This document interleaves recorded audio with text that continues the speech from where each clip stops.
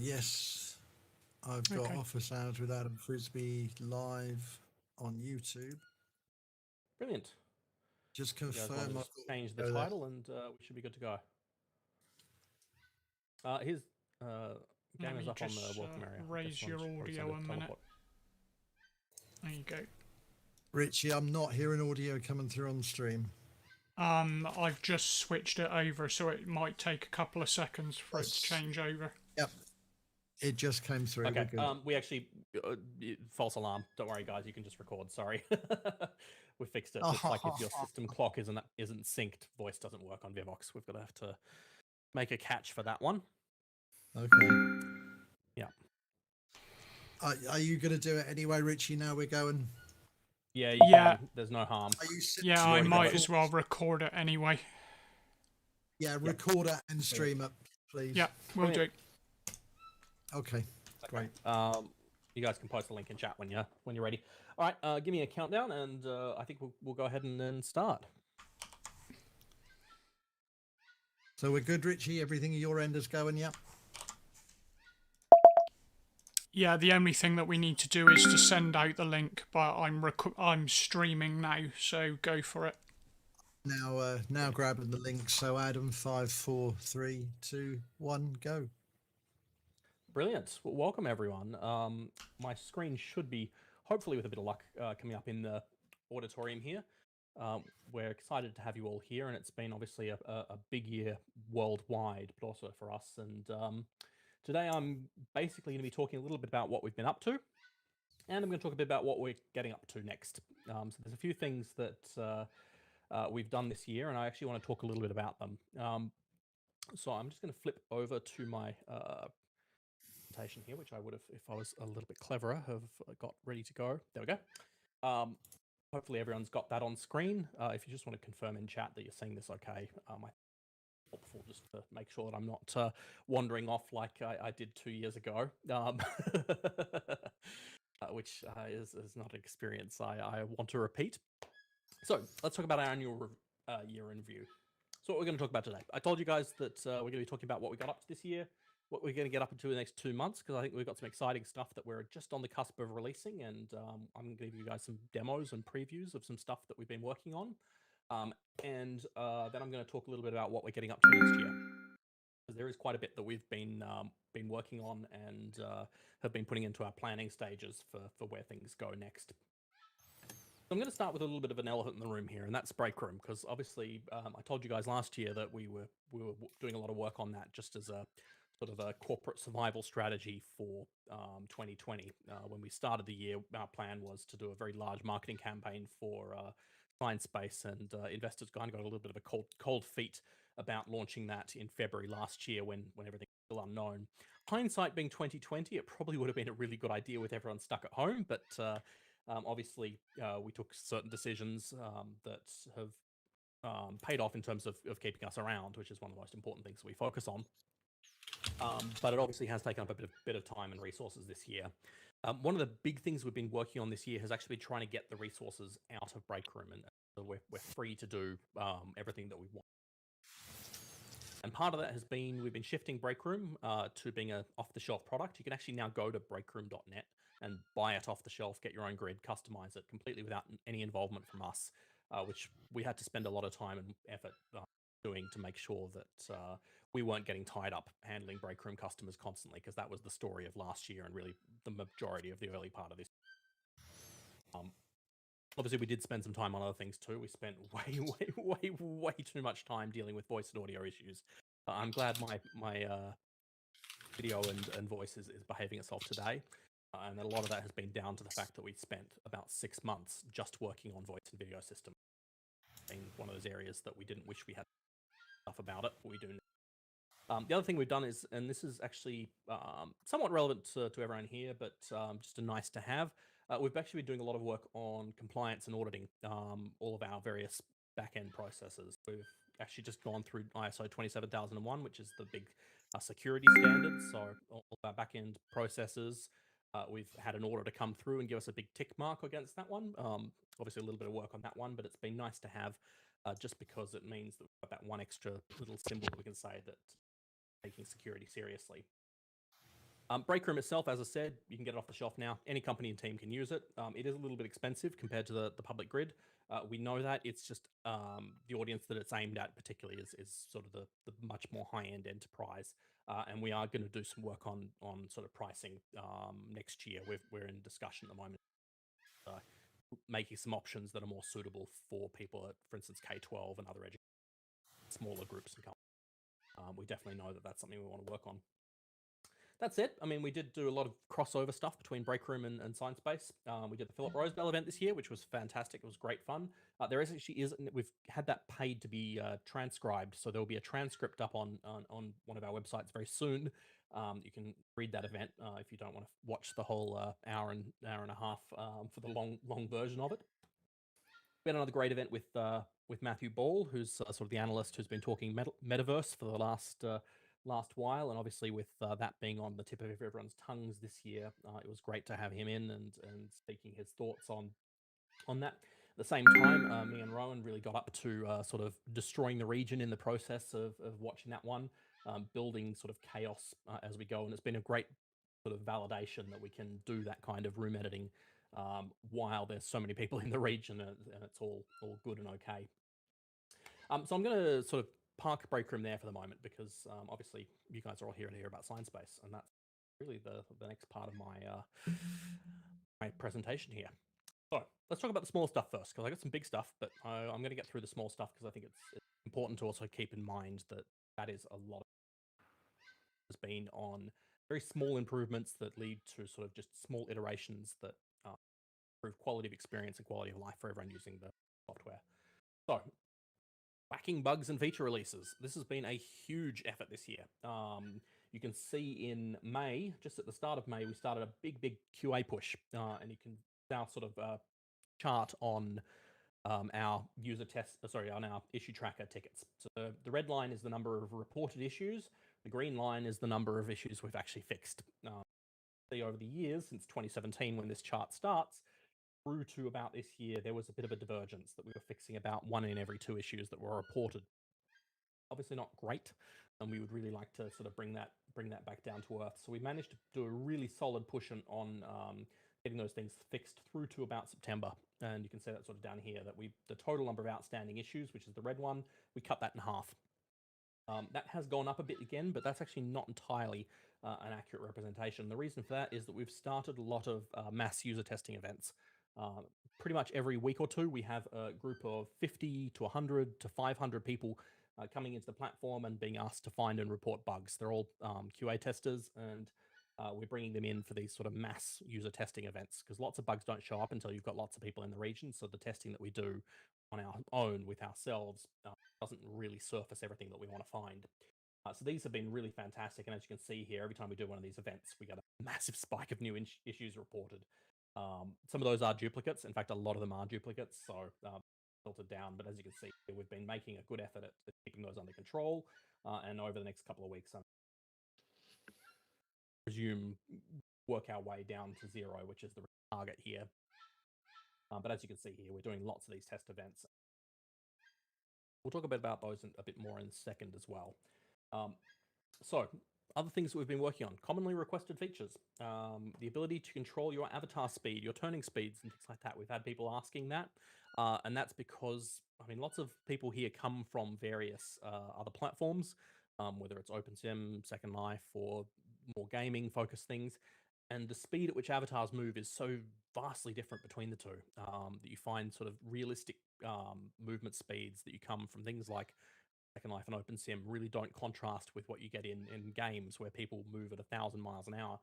And we've sort of had a lot of feedback that people want one or the other. So we've given the ability to have both. This is just a quick, simple thing that we did that lets you actually control all your speeds. You can set it from 1% to 300% and anything in between. You can control your turning speeds and various other options in there too. I think we've actually added some more camera controls as well in the camera section. The other big one, and this is a really big thing that we've been working on this year, has been actually getting the UI from Programmer UI, which has been really my fault and a few other developers' fault, to something that was designed by artists who actually know what they're doing. It does help. So we've got a new design and UX team.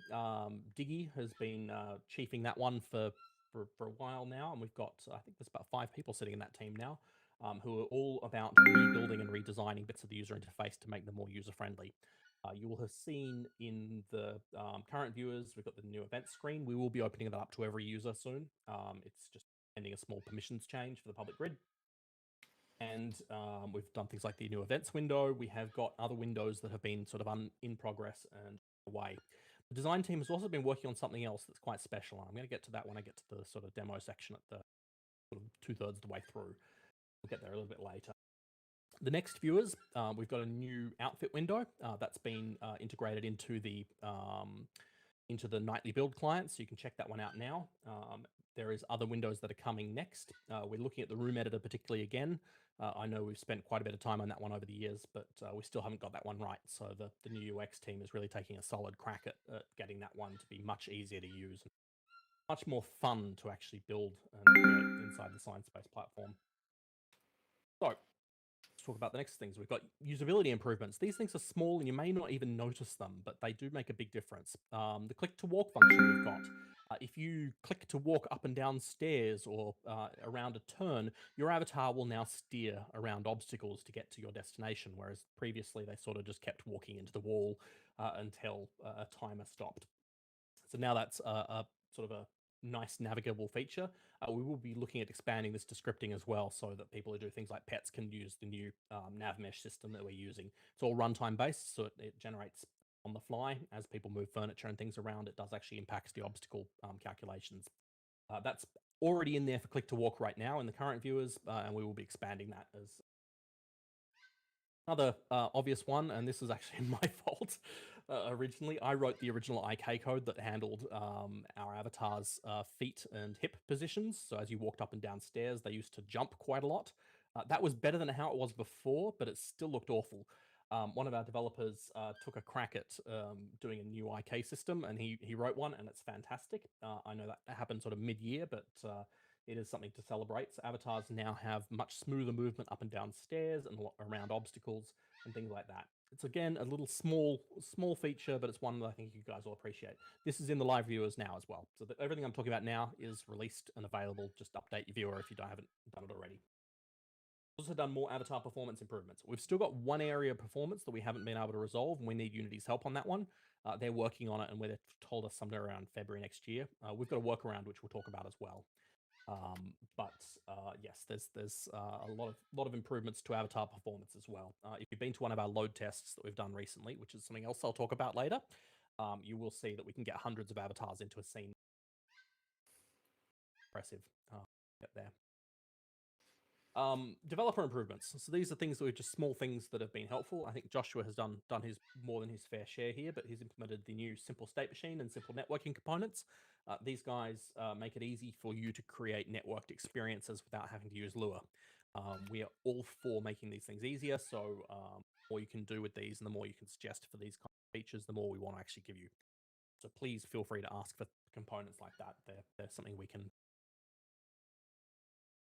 No real problem there. We've added lots of new handy Lua functions. There are some new Lua functions that are gatekept to Breakroom at the moment, but won't be soon. Things like image uploading and things like that. We will be enabling to general personal scripters, so you can make things like photo frames. We've also been adding examples and documentation for all functions. In fact, VoidTech, who is here in the crowd today, has been very helpful in contributing documentation. He took up the old bounty that we had for function documentation and has been working through several thousand functions at this point, I think. So I'm very happy to see those, and our team has been contributing as well. So we've got a sort of dual effort there to try and get every bit of code and function documented with an example attached to each. And we're hopeful that we'll reach that 100% probably next year. Soon. It'll be very, very soon. So that brings me to the big stuff. So let's talk about the stuff that we've been working on that are sort of major features. These are things that are going to help in the long run and really enable new things. One you've probably already heard me talk to death about, but it is now just about to come out, is the new network stack. This has been built to solve a lot of our problems. It's very, very, very, very high performance. It is designed to have hundreds to thousands or more avatars in a single location at once. That is something that very few other people even think about doing. It took about 18 months for us to build this one and actually get it working. We've got another load test tomorrow, in fact, that everyone's free to join in and have a look in and see how it goes. The last test we did, well, the last couple of tests, we've had about 650 avatars concurrent in each of these tests, which is great. And once we've got this a little bit more stable, we're doing lots of tests on the back end at the moment. The client side's fine. Once we do a few more tests around there, we're expecting to release that one in the next couple of weeks. And by a couple of weeks, I mean literally just on the border of coming out. Hopefully, if the test tomorrow goes smoothly, smooth sailing all the way. Let's talk about a few of the big wins here that come to this one, and I'll just go to each one individually. The first ones we got is the reliability. I've got some nice screenshots here. We'll tab through these. This is one with 650 avatars. You can sort of see our concurrency charts here, where it peaks at just over 600 for this test, and then we have the server crash. We got up to 500, and then the server crash again about 10 minutes later. But we're working through those. Got those whacked, so tomorrow's test we're hoping will be a very smooth test. Obviously putting lots and lots of avatars into one scene at once is interesting, and I do invite you guys to come along. It is always an interesting to see this in action. It's something that very few platforms have ever even thought about attempting, and having that many customizable avatars on screen. An interesting challenge from a technical perspective. But let's talk about the individual sort of the major wins we've got here. The first one is network reliability. The new network stack has been really built for reliable connections, or unreliable connections, I should say. The new one works better on Wi-Fi and cellular connections. So if you're on one of those kinds of connections, then you will find that you get disconnected less often, or if you are disconnected, it's because you actually are truly disconnected. We've improved message delivery reliability a lot. Now messages are almost guaranteed to arrive in their destination. It's sort of 1 in a million that gets dropped versus the current one where it can be in a busy, crowded region. It can be as high as 20, 30%, which is just way too high. We've been using a bit of middleware called Photon, which we're responsible for that issue. But nonetheless, replacing it with our new system seems to have completely eliminated that problem, and it's fantastic. Because the big win for you guys is vehicles. Vehicles are now smooth to play multiplayer. They're accurate. The vehicles look where they should be because messages aren't going missing halfway through and the clients think. It's all very, very smooth, and I think that's going to be something that you decided to use when it comes out in a couple of weeks. Next one is the avatars. This is a big one. It's probably the biggest feature that comes out of this one, and it's the ability to have large-scale events. I've mentioned this before, but we've been working with music industry clients who want to do live concerts with actual concert-sized crowds. No one else is even thinking about doing this. Decided to push this many avatars into one region at a time. As I said, the load test, we peaked at 653, and we're hoping to beat that. Next year, we'll be doing a lot of tests on trying to get 1,000, 2,000 or more all at once. An interesting exercise to see how high we can go before it all breaks. As I said, the next test is tomorrow. Feel free to join in. Just shout out on Discord or talk to one of our community managers. They'll give you the link. You can log in and or next one is bandwidth. This one is, again, it's a little bit more of a technical topic, but it's going to be useful for scripters. Previously, we had a requirement to publish only small network updates because bigger ones tended not to arrive reliably. So we capped a lot of network message functions to certain small sizes, and this was part of the reason. The new one, we believe, can transmit larger messages, so we will be enabling that for scripters who want to once we've got a good handle on this, and we want to do more testing first, we will look at increasing those limits. That may also include rate limits as well, going up. Good stuff there. This one is something I haven't really talked about in a while. I talked about it at sort of a broad level maybe about 2 years ago. And this is that the new network stack has this, what we call a cell system. And the cell system allows us basically to partition a region across multiple domains, and that lets us have nearly infinitely sized regions. These regions will stream in on demand as you walk around, as you experience, and the total concurrency across a region can be massive. So while we've got individual regions on local areas, that is how many avatars are visible simultaneously, with the cell system, we can actually distribute that a little bit as well. And that means that hundreds of thousands or potentially millions of users in a single region. Obviously, just not all packed into the same location at once. This also includes two new and old features. I've announced them before, but they're finally coming. That is the new terrain system. I actually spent the weekend getting it up and running, and I finally got it behaving about 30 minutes ago. I was really hoping to get this one ready to announce for today, but it's not quite make it out to viewers today. But expect it to poke its head up again shortly. Finally, after all this time. And we have one other big new feature, and this is the new parcel system. The parcel system has been built on the back of all of my experience sort of running an estate in Second Life many years ago, and everything I've learned since. The new parcel system allows you to partition a region in 3 dimensions. You can do it in the client. It's not done in Unity. You do it entirely within the client. You can drag and drop zones, delete, remove, rent, so forth, each little out between each other. It allows, again, sort of lots of people to own a property. We've got some limited group support there, but it's basically everything you would ever want.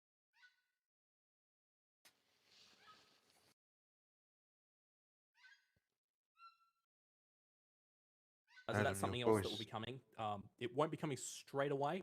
Both these terrain and the other ones, they're not going to make it into the next release because it's just about out the door. But it should be soon. Maybe terrain will squeak in if we're lucky. We'll get that one in.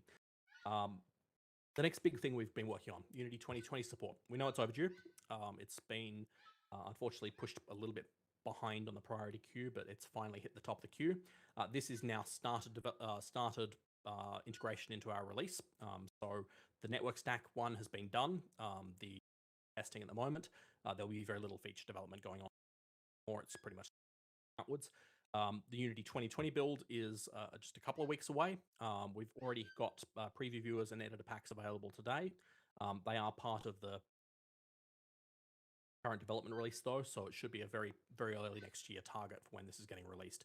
I was going to say December, but I know our track record, so I think it's going to be something around before that one comes out, particularly with Christmas. Good news is it doesn't appear to break any content.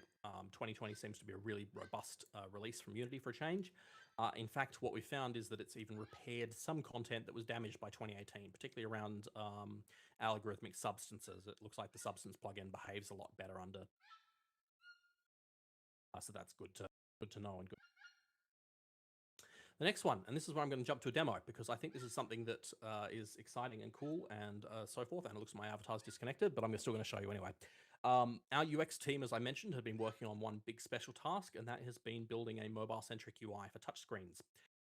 We're still working with Unity to fix some memory consumption issues. They've told us February 2022 is when they'll fix it. But obviously, because we've got to update to whatever version afterwards before that hits. So we've got another fix that we will hopefully be in place a little bit soon. That's part of the new asset system. That towards the end. The mobile viewers are available on Discord today. You can grab them out of the preview channel. You just have to be aware that sometimes they work, sometimes they don't work. New builds do pop up all the time, though, and if it has been a while, just give us one of a poke because we have to manually push them out, particularly for iOS. But what I want to do is I want to show you guys a demo. This is some of the new user interface. So I'm just going to rotate my camera here. We have got ourselves an iPad here. As you can see here, this is running Sciencebase. It's in my tropical island region.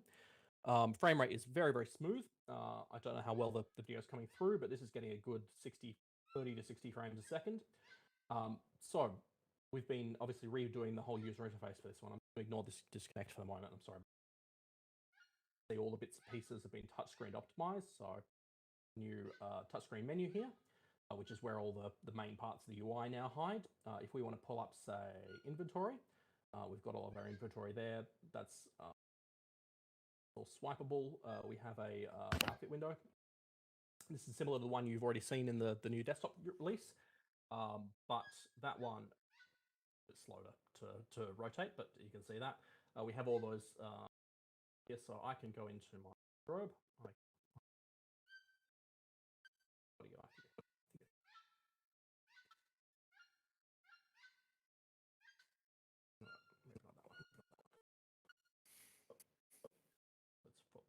There's still a couple of bugs in this release, but there we go.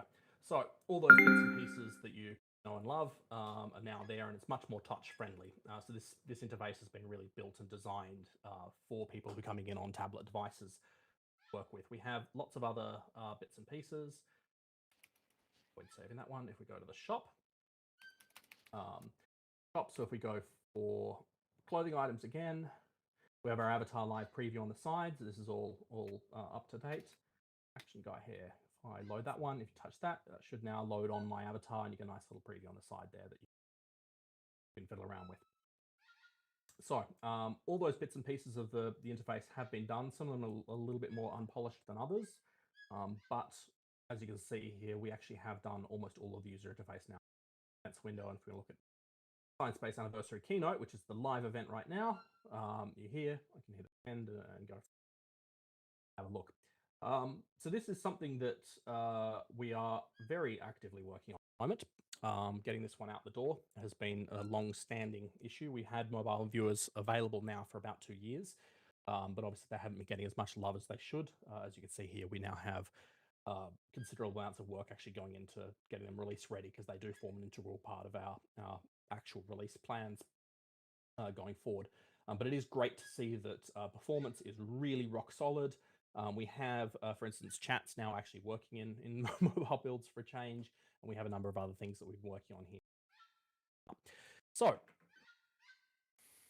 and I realized in hindsight that I was demoing on a small screen, so I do apologize if that was a little bit hard to see, but I can show some, or you can grab it out of Discord if you want to have a look at yourself. So let's talk about the next things we're doing. So let's talk about a roadmap for 2022, and this actually covers the next couple of weeks as well, so it's part of 2021 as well. This is what we're working on. This is filled from internal and feature tracker requests. That means if you report to me on the issue tracker, it goes into our backlog for consideration for upcoming releases. We work on 2 releases simultaneously now, so we have the current release and then we have a future release. Both of those have developers working on them. The current release is sort of just QA fixes and minor changes. The future release is going to be the ones that have got major stuff happening. But the goal is to get one out a month. Each viewer has a 2-month development cycle, and we run two at once at a staggered 1-month interval. So every release now has a code name as well. Our internal usage of passing around numbers got a bit confusing, so we've changed them to color names. And see that we've actually already done our red and orange release done, but more colors coming up. Now, one caveat. The further this gets from now, the less accurate it's going to be, and that's because we plan each release as we start it. So at the very start of the release, we do a planning cycle on it, and that's picks and chooses what we have here. The dates that I'm giving you are indicative. The next two ones I'm about to give you are firm. We've already decided on those, and they're in progress. But the further out we go, the more subject to potential change it is. It could be that we decide to do something else that you're. So the next release we do is going to be release orange. I don't know what version number it'll actually get assigned, but this one has the network stack. That's the first big thing that's coming out in this new outfit window. We'll be finalizing and finishing that one off for this release. It's got various other fixes and features, which you'll see in the release notes. The development of this one has finished, so it's just in testing and final patching and integrations there. And the release schedule for that one's probably 2 or 3 weeks, assuming that it passes all its QA testing, which is the big caveat. So let's talk about the next one. Next one's yellow. Yellow is going to have our Unity 2020 upgrade. That's probably the biggest thing that's fitting in there. There's a couple of small UI changes in here, but the really Unity 2020 is the sole focus of this release, making sure that that's nice and solid and stable. And that's in development now with a release window of somewhere between 6.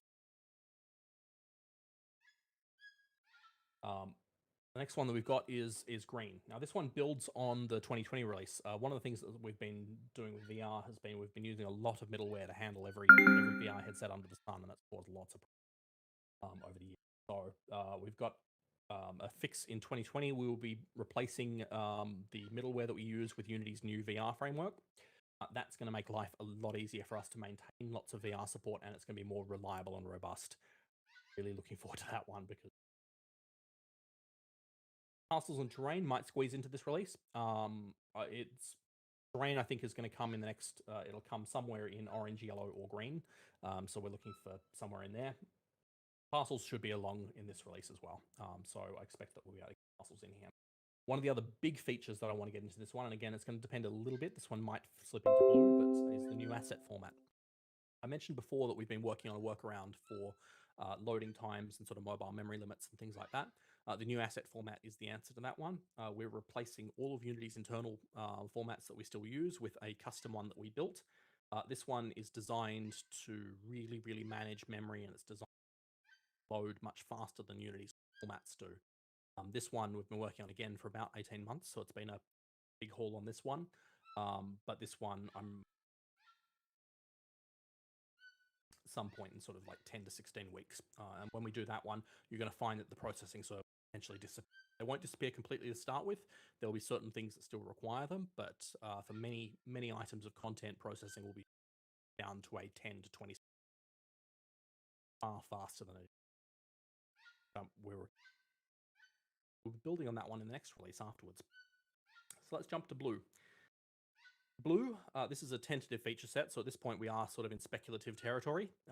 We don't have sort of firm schedules on exactly what's going to be here, but one of the things we do want to get out is visual scripting tools. We want to make it easy for you guys to be able to script interactive activities inside the viewer. We've got some experimental options that we've been playing with on how to do this, but it is something that we try and cram into one. One of the other things that we have been looking at now has been getting a new room editor. I know that the community team has been surveying people on what you'd like to see, and we're looking at lots of other games and virtual worlds and activities who does things well here, and we will be liberally, if they make sense to do, and innovating our own ideas. That is something that we, now the UI team will be doing. As part of this, we will also be looking at uploading content in the viewer. One of the things that we've got here is the new asset format. That's going to make it possible for us to do in viewer content uploads, certain types of content. One of the things I'd really like to do is get clothing upload into the viewer, because it means you're going to get much better previewing capabilities. But there is other things as well. Getting in. This one will probably start out with some limited feature sets of what things you can upload, but we will be rapidly moving towards the idea of. This one's probably 14 to 22 weeks. So we're talking like 4 to 5 months.